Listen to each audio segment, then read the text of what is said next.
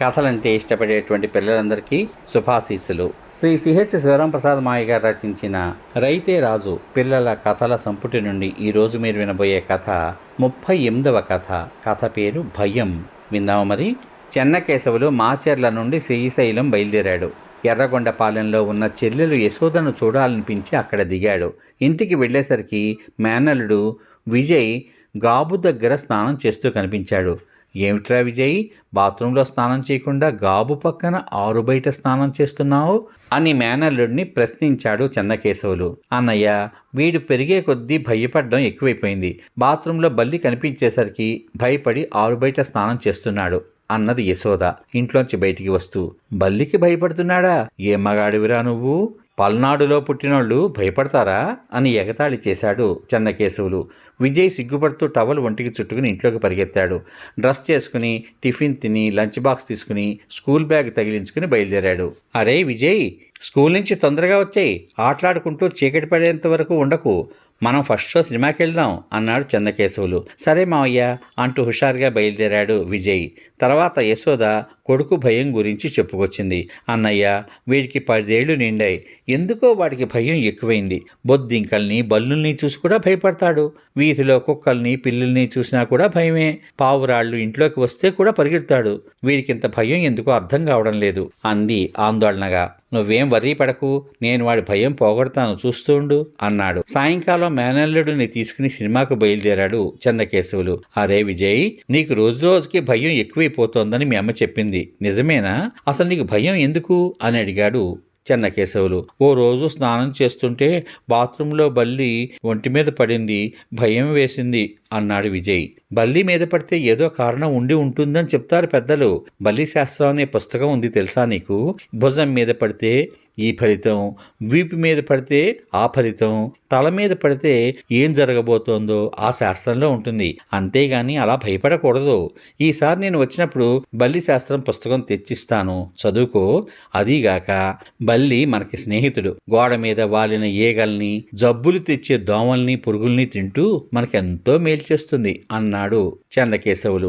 విజయ్ అదంతా ఆశ్చర్యంగా విన్నాడు. అట్లాగే పిల్లులేమో ఎలకల్ని పట్టి తింటాయి, కుక్కలు దొంగలు రాకుండా కాపలా కాస్తూ మనకి మేలు చేస్తున్న మచ్చికైన జంతువులు అని, వాటికి భయపడకూడదు అని ఆహారం పెడుతూ అలవాటు చేసుకుంటే అవన్నీ కూడా స్నేహంగా మెలుగుతాయని మేనల్లుడికి వివరంగా చెప్పాడు చెన్నకేశవులు.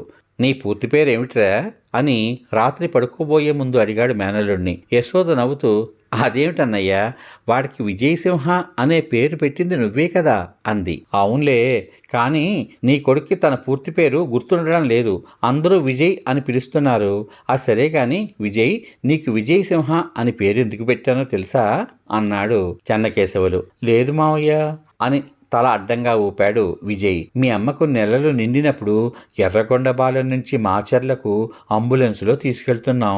10 ఏళ్ల క్రితం నల్లమల అడవి దట్టంగా చెట్లతో ఉండేదిలే. అంబులెన్స్లో పోతుండగా రోడ్డుకి అడ్డంగా సింహం, శివంగి, దాని పిల్లలు 3 పడుకునున్నాయి. డ్రైవర్ అంబులెన్స్ ఆపేశాడు. అప్పుడప్పుడు హెడ్లైట్లు వెలిగిస్తూ ఆర్పుతూ హారన్ కొడుతున్నాడు. అయినా అవి గంటసేపు కదలలేదు. అప్పుడప్పుడు సింహం గర్జిస్తూనే ఉంది.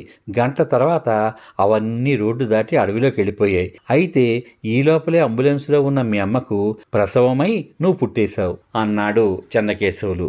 విజయ్ నోరు తెరిచి ఆశ్చర్యంగా విన్నాడు. మేనమావ చెప్పింది, సింహాల వలన నువ్వు అడవి మధ్యలో అంబులెన్స్లో పుట్టావు, అందువల్ల నువ్వు సింహంలా ధైర్యంగా జీవించాలని విజయ్ సింహ అని పేరు పెట్టాను.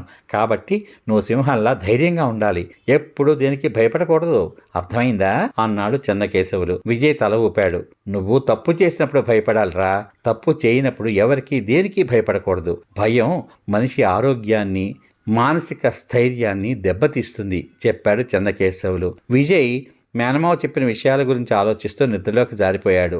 అన్నయ్య, నువ్వు మేనల్లుడికి భలే కథలు చెప్పావే, నల్లమడ అడవిలో సింహాలున్నాయని నువ్వు చెప్తుంటేనే విన్నాను అంది యశోద నవ్వుతూ. వాడికి భయం పోగొట్టడానికి కథ అల్లి చెప్పడం మంచిదే. పిల్లల మనోవికాసానికి కథలు చెప్పడం మన సాంప్రదాయం. అయితే అది మర్చిపోతున్నారు ఎందుకు అన్నాడు చెన్నకేశవులు. విన్నారు కదా, చెన్నకేశవులు మావయ్య తన మేనల్లుడి యొక్క భయాన్ని చక్కని కథ అల్లి చెప్పి ఏ విధంగా ఆ భయాన్ని పోగొట్టాడో, కాబట్టి మనం ఎవ్వరూ కూడా ఏ విషయంలోనూ భయపడాల్సిన పని లేదు. మనం తప్పు చేస్తేనే భయపడాలి. భయం అనేటువంటిది మనని శారీరకంగాను మానసికంగాను కూడా బలహీనుల్ని చేస్తుంది. కాబట్టి ఏ విషయంలోనూ భయపడకుండా ధైర్యంగా ముందుకు అడుగు వేస్తే విజయం మరి మనదే కదా. ఈ కథ కనుక మీకు నచ్చినట్లయితే మీ స్నేహితులకు, బంధువులకు, మిత్రులకు అందరికీ కూడా ఈ కథను షేర్ చేయండి. రేపటి భాగంలో మీరు వినబోయే కథ సత్యానికి పరీక్ష. అంతవరకు సర్వే జనా సుఖినో భవంతు. శుభమస్తు. స్వస్తి.